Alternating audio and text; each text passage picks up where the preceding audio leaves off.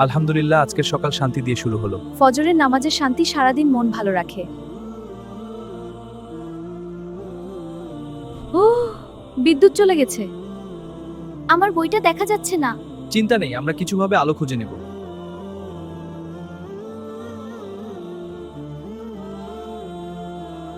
পুরনো দিনের মতো মোমবাতির আলো আবার আমাদের ঘর আলোকিত করছে।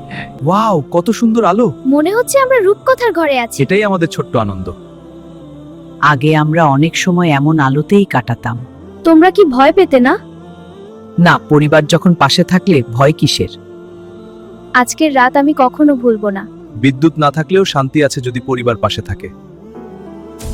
ওহ, আবার বিদ্যুৎ ফিরে এসেছে। কিন্তু মোমবাতির আলোও সুন্দর ছিল। এটাই শিক্ষা, সাধারণ জীবনেও আনন্দ আছে। আলো, বিদ্যুৎ, সময়, আল্লাহর প্রতিটি নেয়ামত অমূল্য। কখনো কখনো সরল সাধারণ জীবনের মুহূর্তই সবচেয়ে সুন্দর।